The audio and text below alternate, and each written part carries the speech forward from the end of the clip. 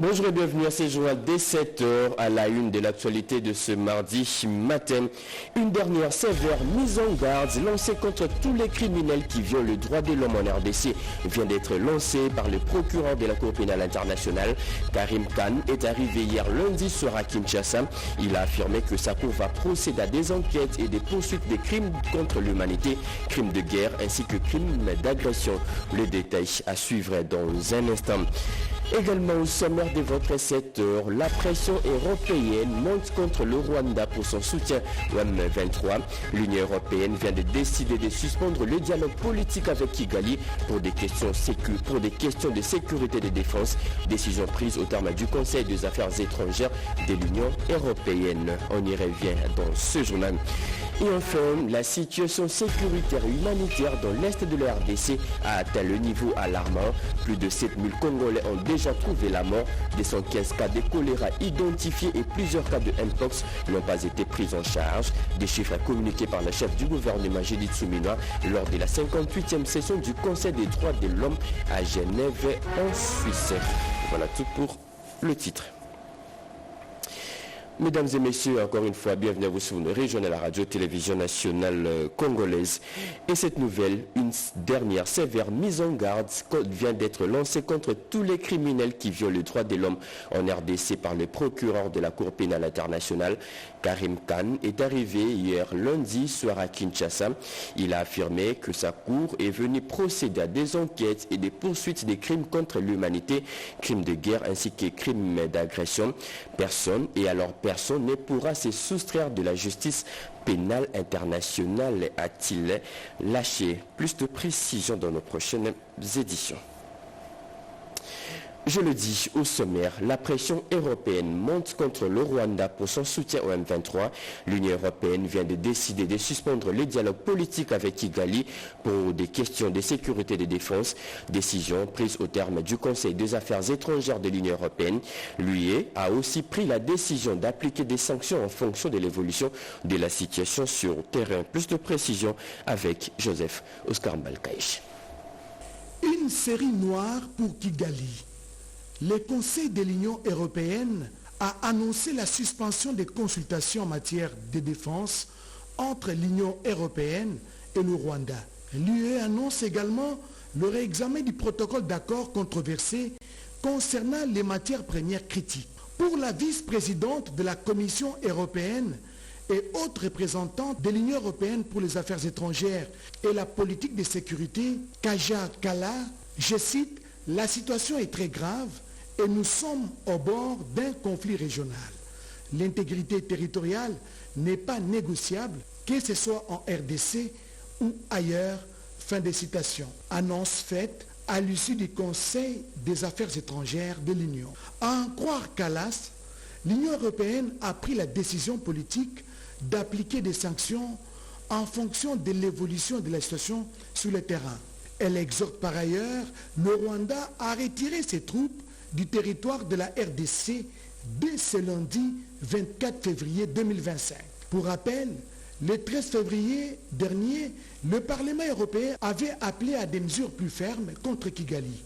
Il avait pris une résolution recommandant notamment la suspension immédiate de l'accord entre l'Union européenne et le Rwanda sur les chaînes de valeur des matières premières durables, le gel de l'aide budgétaire directe au Rwanda et l'arrêt de toute assistance militaire et sécuritaire aux forces armées rwandaises tant que Kigali maintiendrait son implication dans les conflits à l'est de la République démocratique du Congo.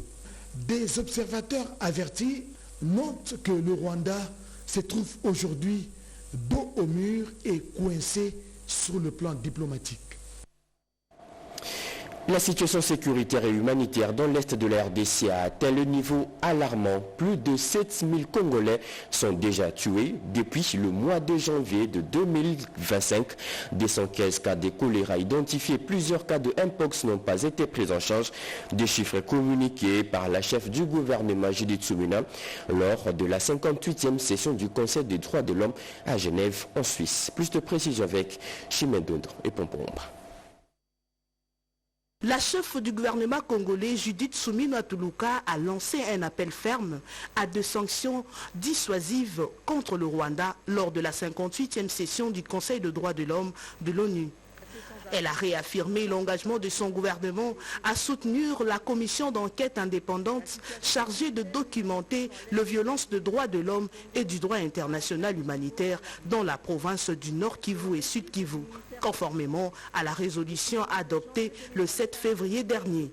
L'histoire nous jugera implacablement si nous ne faisons rien pour mettre fin au conflit en République démocratique du Congo et dans d'autres parties du monde. Conflits qui ne font que raviver la flamme de l'ignominie et tournent en dérision les principes et buts sacro-saints de notre organisation que sont la paix, le développement et les droits de l'homme. La situation sécuritaire et humanitaire dans l'est de la République démocratique du Congo a atteint des niveaux alarmants. Selon les chiffres du ministère de la Santé, depuis le mois de janvier 2025, le conflit a provoqué, entre autres, la mort de plus de 7000 compatriotes, dont plus de 2500 corps enterrés sans être identifiés et plus de 1500 corps traînent encore dans les morgues. Plus de 215 cas de choléra identifiés et plusieurs cas de Mpox non pris en charge avec risque d'expansion. La destruction de plus de 90 sites, 90 sites d'accueil des déplacés internes, des attaques contre les hôpitaux et entrepôts humanitaires. Elle a également insisté sur la nécessité de renforcer l'aide humanitaire pour mieux prendre en charge le millier de blessés et de déplacés dans l'est du pays. Nous appelons donc la communauté internationale à renforcer son soutien humanitaire, à fournir des ressources pour permettre une bonne prise en charge des milliers de blessés, de déplacés et de s'assurer du respect du droit international humanitaire, car ces principes sont essentiels pour sauver des vies et alléger la souffrance des Congolais. Représentant le président Félix-Antoine Tshisekedi Tshilombo, la première ministre a dirigé une délégation congolaise composée de la ministre des Droits humains, Chantal Chabou-Mouavita, du ministre de la Communication et Médias, Patrick Mouyaya Katembwe, et de la vice-ministre des Affaires étrangères, Grace Yamba Kazadi, à ces assises importantes des Nations Unies. Restons momentanément à Genève, en Suisse. La diaspora congolaise est toujours connectée à la situation sécuritaire actuelle de leur pays. Tous ces Congolais vivant à Genève plaident de justice pour leur pays et demandent des sanctions sévères contre le Rwanda, principal agresseur de la RDC. Ils se sont exprimés au micro de notre envoyé spécial Gaëtan Magalana. Au-delà de frontières de la RDC, l'agression rwandaise sur le sol congolais, ici narrée par la diaspora congolaise vivant en Suisse. Venez répondre à l'invitation de la première ministre Judith Suminwa Tuluka. Certains rappellent l'histoire de cette guerre d'agression qui a duré plus de 3 décennies. Cette agression, elle ne date pas d'aujourd'hui, elle n'a pas commencé avec le président Félix-Antoine Tshisekedi. C'est une agression qui a commencé il y a 30 ans en arrière, même un peu plus. Nous sommes un peuple et nous ne pouvons pas accepter l'humiliation. Il s'agit ici vraiment de ce que l'on dit à Lingala, Likambo Mabele. Une guerre qui fait parfois de la femme et des enfants le principal victime, violée parfois devant ses enfants, obligeant dans certains cas des enfants à violer leurs propres parents. En tant que femme, je me sens abattue. Pourquoi? Parce que moi, puis mon association, nous nous occupons des femmes violées. Elles sont déplacées, elles ont quitté chez elles et en ce moment, elles sont dans une souffrance horrible. Et nous, on dit stop au génocide à ciel ouvert. La RDC, convoitée par le Rwanda, un voisin vieux, si congolais, qui joue l'histoire de l'existence de l'Afrique, estime que c'est plutôt la RDC qui doit réclamer le terre au Rwanda. Parce que quand vous entrez dans l'histoire du Congo, le royaume Congo existait, le Rwanda n'existait pas encore. Donc c'est à nous de nous réapproprier du Rwanda. Si vous voulez que nous ayons une 27e province, faisons-le, c'est notre droit. Au chapitre de proposition, il préconise la cohésion, aussi l'intérêt général de la nation. Ce que nous demandons à ce qu'on essaie un peu de réveiller ces fibres-là patriotiques, que le Congolais puisse comprendre qu'on n'a pas un autre pays que celui qu'on a là. Et si les Congolais pouvaient comprendre quelle importance le Congo joue dans le monde, je pense que ça peut ramener au moins cette fierté-là. Depuis la prise de certaines villes de la RDC par l'armée rwandaise, la diaspora congolaise reste attachée à la mère patrie. De mouvements de sit-in et autres plaidoyers sont menés pour dire non à ces génocides oubliés. L'économie rwandaise repose sur le pillage des ressources naturelles de la RDC. C'est la raison même de son agression. Des mots prononcés par le ministre de la Communication et Médias, Patrick Mouyaya, lors d'un échange avec la diaspora congolaise à Genève. Encore une fois de plus, Gaëtan Mogala.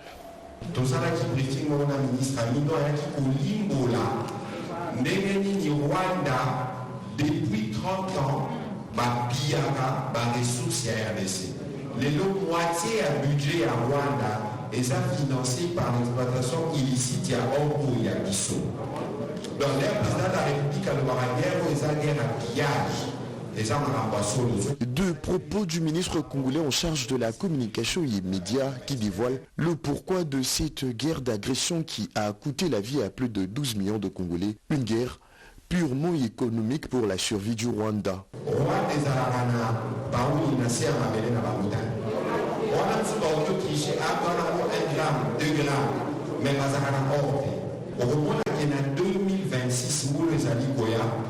Projection pour la banque, c'est avoir 2,2 milliards de dollars pour l'or Oyo Bayi Baka.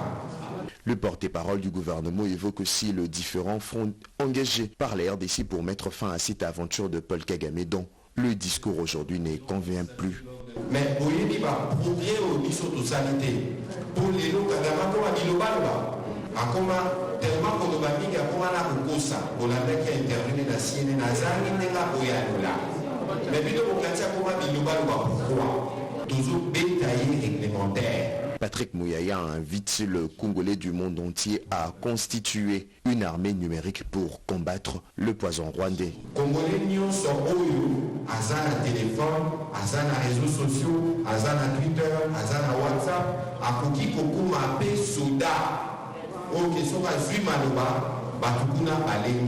Aucun centimètre ne sera cédé. La RDC, désormais engagée avec son président à défendre l'intégrité territoriale. Le gouvernement souminois reste dans cette droite ligne édictée par le président Félix Tshisekedi. Contrôle de véhicules des passagers et de leurs biens dans des postes de péage frontaliers. La police nationale est appelée à serrer de nouveau la vis en cette période d'agression. L'appel est de la vice-ministre de l'Intérieur, Eugénie Tshilakamba, lors d'une parade tenue au Kasaï oriental. On l'écoute.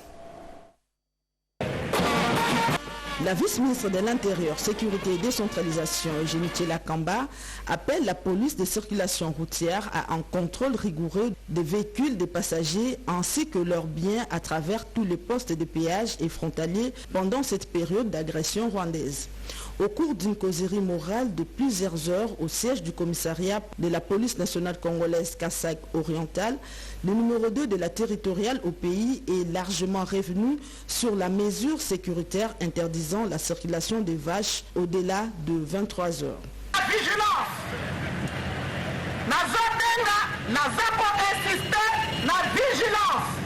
Je vous exhorte à la vigilance totale à travers tous les postes. Il faut contrôler l'entrée et la sortie de chaque véhicule. Chers PCR, travaillez plus qu'avant. S'agissant de l'entrée des vaches dans la ville, soyez regardants au-delà des 23 heures. Aidons notre commandant suprême Félix Antoine Tshisekedi Tshilombo qui se bat jour et nuit pour le retour de la paix.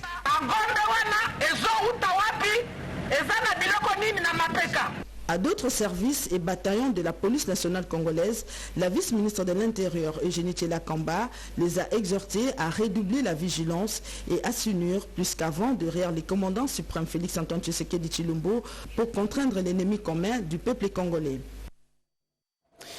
Les jeunes du mouvement social Lumumbiste appellent à s'enrôler massivement au sein de l'armée pour défendre la patrie agressée par le Rwanda.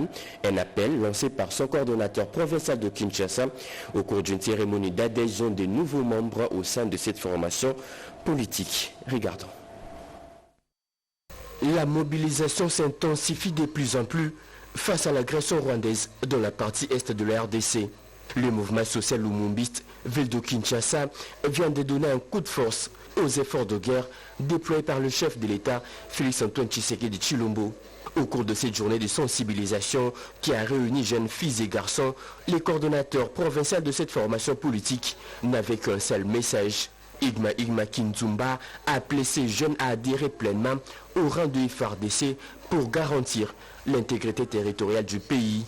On a juste répondu à l'appel du chef de l'État pour qu'on puisse se mettre tous ensemble, surtout en particulier l'MSL en bloc, pour mettre état de nuire cet ennemi qui est en train de venir piller, violer nos mamans ici au niveau de la République démocratique du Congo. Et appeler aux jeunes de s'enrôler au niveau des forces armées pour protéger l'intégrité de notre pays. Le message est d'ailleurs adressé au niveau national, partout là où MSL est implanté, dont je suis de cœur avec nos amis, camarades MSL au niveau de l'Est, donc de s'adhérer massivement au niveau de l'armée pour qu'on puisse buter l'ennemi dehors hors territoire national. Ces discours interpellateurs a séduit ces jeunes présents lors de cette cérémonie. Sous le regard de la présidente nationale de ce mouvement, Chantal Ngoï, certains jeunes ont aussitôt dit oui aux idéaux de cette formation politique qui se met toujours au premier plan pour la cause de la souveraineté nationale. Et puis, les femmes pleureuses étaient en prière le week-end dernier au jardin botanique pour implorer le retour de la paix dans la partie est de la RDC.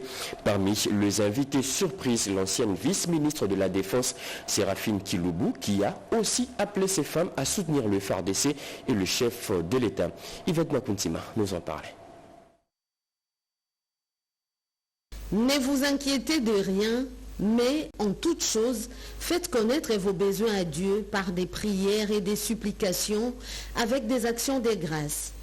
Rien que ces passages de Philippiens 4, verset 6 pourraient monter la foi de toute une nation. C'est ainsi que la députée nationale, Séraphine Kiloubou, a introduit son exhortation sur la situation d'agression rwandaise dont est victime la République démocratique du Congo. Invitée par les femmes pleureuses au jardin botanique, l'ancienne vice-ministre de la Défense nationale a insisté sur la résistance à l'occupant et le soutien aux forces armées de la République démocratique du Congo, ainsi qu'au commandant suprême Félix-Antoine Tshisekedi Tshilombo, qui, dans un élan nationaliste, a refusé de vendre les pays par des accords obscurs. Je vous dis, vous savez pourquoi nos ennemis haïssent le président de la République? Parce qu'il a refusé les accords. Nous devons prier pour les chefs de l'État et nos forces armées. Elle a exhorté l'assistance à prier pour les forces armées. L'ancienne vice-ministre de la Défense nationale, Séraphine Kiloubou, a conclu son message en précisant que le président Félix-Antoine Tshisekedi Tshilombo n'est pas à l'origine de cette situation. Une situation qui dure voici plusieurs décennies et la volonté est manifeste pour briser ces cycles d'agression à travers les pratiques malicieuses des brassages et mixages. L'exploitation de l'or dans des zones occupées par les groupes armés constitue un manque à gagner pour le trésor public qui perd pratiquement chaque année plus de 140 millions de dollars américains. Une alerte lancée par le chef du bureau des mines en territoire de Djougou dans la province de l'Ituri. Il a aussi lancé une campagne de conscientisation au civisme fiscal. Junior Selemani pour plus de précision.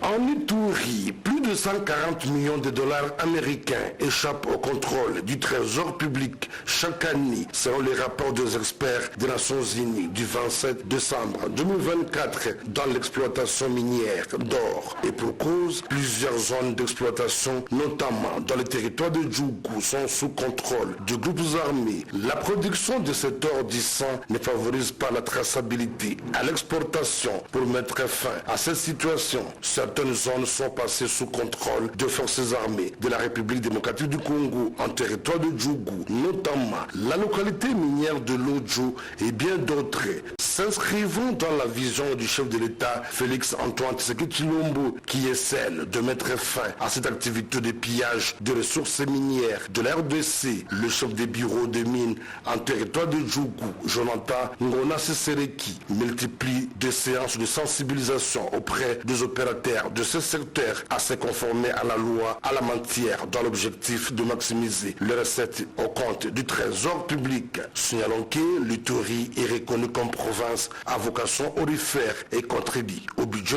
national.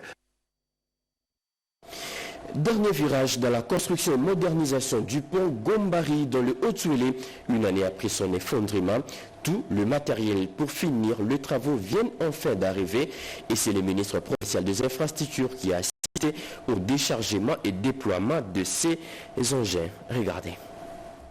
Après la construction d'un tout nouveau pont sur la rivière Kibali, c'est le tour des travaux d'un autre sur la rivière Bomukandi à Gombari, environ 200 km d'Issiro, sur la RN26, plus d'une année après son effondrement. L'assurance est du ministre provincial des infrastructures, travaux publics et reconstruction à Fonda Fongenda Sumbu, qui assiste au déchargement et déploiement des restes de matériel au siège de l'office des routes. Nous avions attendu l'ordre et voilà le matériel qui était resté à Kinshasa. Son excellence, monsieur le gouverneur, est allé faire le lobbying auprès de la hiérarchie. En ce qui concerne le pont Bomukandi, c'est arrivé, ça ce sont les derniers lots, tout est déjà mis en marche. Je voudrais remercier le président de la République. Ces matériels réceptionnés concernent aussi des autres ponts à démonter à cause de leur état de délabrement très avancé, précise l'ingénieur Junior Swami, directeur provincial de l'office des routes. Les matériels qui sont arrivés ne sont pas seulement les matériels pour le pont Bomukandi, il y a les ponts Nava et il y a les ponts Kidi. Pour nous déjà, le déploiement de matériel, c'est déjà la reprise des travaux. Et après le déploiement de tous les matériels, qui doit prendre au maximum 2 semaines. Après les 2 semaines, nous devons compter pratiquement 2 mois maintenant pour la finalisation de la cyberstructure. Entre-temps, tout en remerciant le chef de l'État pour son implication dans l'obtention de ces 3 nouveaux ponts, le gouverneur Jean Bakomi Togambu plaide encore pour les 2 autres restants sur la rivière Embo, à plus de 180 km d'Issiro, sur la RN25 et Nzoro sur la RN26, déjà effondrée, avec comme conséquence l'enclavement total de la ville d'Issiro. Et un nouveau grand chantier vient de s'ouvrir dans la ville de Bouta, dans la province du Bas-Zuélé. C'est la construction d'un nouveau bâtiment administratif du gouvernorat et c'est le gouverneur qui a procédé à la pose de la première pierre de ces bâtiments. Les travaux vont durer 9 mois, comme le précise Yvette Makuntima dans ses commentaires.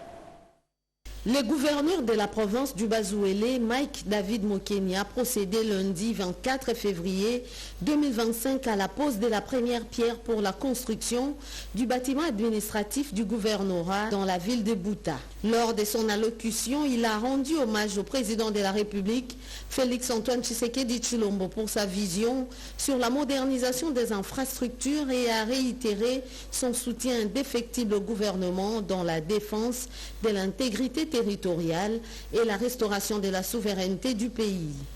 Mike David Mokeni a souligné que l'année 2025 serait celle de grands travaux pour les Bas-Zuélés, appelant à l'unité des filles et fils de la province. Précédent discours, j'avais annoncé que l'année 2025 sera une année de très grands chantiers. Cela va à suffisance démontrer notre ferme volonté de développer notre province et de matérialiser la vision du chef de l'État. C'est ici l'occasion de lui rendre les hommages les plus déférents et les plus mérités pour son dévolu et de lui renouveler ainsi qu'à l'ensemble de son gouvernement notre indéfectible soutien en ce moment très difficile pour notre pays où il se bat de toutes ses forces sur tous les fronts, tant militaires que diplomatiques, pour sauvegarder notre intégrité territoriale, restaurer notre souveraineté qui aujourd'hui subit une agression injuste et barbare du Rwanda et de ses pantins du M23. Nous devons nous souder les coudes et petit à petit reconstruire avec l'appui de nos partenaires et du gouvernement central les bâtiments pour loger tous nos services. Les projets financés par le gouvernement provincial à hauteur de plus de 400 000 $ américains sera réalisé par l'entreprise Volcano Engineering Consult sur une période de 9 mois. Il est à noter que la province, issue du démembrement de l'ex-province orientale, manquait d'infrastructures adéquates pour ces institutions. La situation sécuritaire dans la province du Maniema demeure calme, constat dégagé au terme de la 18e réunion du Conseil de ministres présidé par le gouverneur. Regardez. Le gouverneur de la province du Maniema, son excellence Moussa Kabankoubi Moïse, a présidé vendredi 22 février 2025 la 18e réunion du Conseil des ministres dans la salle de réunion de l'hôtel du gouvernement. 6 points ont été inscrits à l'ordre du jour, a ainsi indiqué Maître Lawamos de Madi Taylor, porte-parole ad intérim du gouvernement provincial du Maniema, lors de la lecture du compte rendu devant la presse, avant d'ajouter que du point de vue sécuritaire, la situation de la province du Maniema est relativement calme. L'autorité provinciale a informé aux membres du Conseil que dans le cadre de la sécurité des personnes et de leurs biens, le gouvernement provincial va doter les services de sécurité de 15 motos. Le 4e point du Conseil a consisté sur l'état sécuritaire de la province. Le ministre prenant la parole, il a indiqué aux membres du Conseil que la situation sécuritaire demeurait relativement calme sur toute l'étendue de la province du Maniema, en dépit de quelques cas isolés de criminalité qu'on peut citer, qu'on peut évoquer ça et là. Nous félicitons la mobilisation des Ouazalendo, du nord tout comme du sud. À l'époque, on pouvait vivre des divergences entre eux, les divergences d'intérêt, mais depuis l'appel du chef de l'État, ils ont décidé de répondre à la mobilisation du chef de l'État et ils promettent qu'ils vont soutenir les FRDC pour barrer la route aux agresseurs. Et le ministre de l'Éducation a passé hier une partie de son emploi du temps dans le district du Moamba. Sur place, il a inauguré un forage d'adduction d'eau potable. Les projets et l'œuvre de l'association des anciens élèves du Moamba. Rodépanda. C'est au complexe scolaire du Mont Amba à l'université de Kinshasa que les anciens élèves de cette école, regroupés au sein de l'association des anciens du Mont Amba, ont procédé à la remise du forage d'adduction d'eau potable, œuvre d'une haute facture. C'est en présence du ministre de l'Éducation nationale, Raïssa Moll, du professeur Jean-Marie Kaembentumba, recteur de l'UNIKIN, le corps des enseignants et personnels, sans oublier les élèves. Bien avant, le directeur général de cette école, Jean-Pierre Nzala, a remercié les amas pour ces gestes qui n'est pas le premier. Fier d'eux parce que les amas sont dans toutes les institutions du pays. Il a mis un accent particulier pour remercier l'équipe technique du projet pour la ténacité dans la réalisation de cet ouvrage. Malgré multiples difficultés, Sabine Kapundu, vice-présidente de l'AMA, a remercié les autorités présentes à cette cérémonie avant de souligner l'importance de ces forages pour l'éducation, l'hygiène et la santé de toute cette communauté. Le docteur Lionel Mouyoukou, membre de l'équipe technique du projet, a fait savoir à l'assistance les contraintes et les obstacles rencontrés pour qu'enfin aujourd'hui qu'on œille ce forage. Le professeur Jean-Marie Kaembe a remercié tous les amants pour ces gestes qui est profitable pour toute la communauté universitaire, cette génération et celle d'avenir. Un bon patriote, le recteur a saisi l'opportunité pour insister sur la cohésion nationale en ces temps où la RDC est agressée par le Rwanda et ses alliés du 1-23 AFC. Une visite à l'infirmerie et dans la salle de classe a bouclé la cérémonie. Et pour finir, la directrice générale de l'ONAPAC séjourne dans la province du Congo central. Sur place, elle a échangé avec tout le personnel. Yvette Mokontema. L'Office national des produits agricoles du Congo, ONAPAC, est un établissement public et non un parti politique. C'est en ces termes que la directrice générale, Mimi Monganumbi, a édifié le personnel de la direction provinciale de Matadi dans le but de faire régner un climat de paix. Bref, un appel à la cohésion pour mettre en évidence le bien fondé d'un travail collectif. À moins de 2 ans, le rapport commence à être visible. C'est quoi? C'est l'amour du prochain, l'amour de notre patrie. Nous devons travailler pour le bien collectif, pas pour notre bien personnel. Nous sommes en train de mettre en place une pépinière de 30 000 plantures qui seront livrées bientôt. Aujourd'hui, à Mbandaka, visiblement, vous pouvez voir des motos pour itinérance des agronomes. À Inongo également. Bandundu Kikwit également. Arrivé ici chez notre ami Condé, nous avons déjà des motos. Nous restons dans la cohésion, travaillons avec conscience. Nous sommes l'établissement public. Nous ne sommes pas un parti politique. La politique, ce n'est pas ici à l'Amapa. Tous derrière le chef de l'État, Félix Antoine Tshisekedi Tshilombo, en cette période de guerre injuste que nous a imposé le Rwanda, ont été les mots de la patronne des produits pérennes en RDC à la fin de cette rencontre. C'est fini pour ce journal de 7h. Mesdames et messieurs, ce journal a été coordonné par Jacob Kabouaba, réalisé par Mamita Bangoulou, Jonathan Moubalama. La partie technique a été assurée par Guy Nteka, Didier Diawa, Alain Sodi. Le tout sous la direction de Joseph Oscar Mbalkaïch. Merci de nous avoir suivis. Prochain rendez-vous de l'actualité, c'est à 13h30 avec Yvette Makuntima. Très bonne suite des programmes. Au revoir.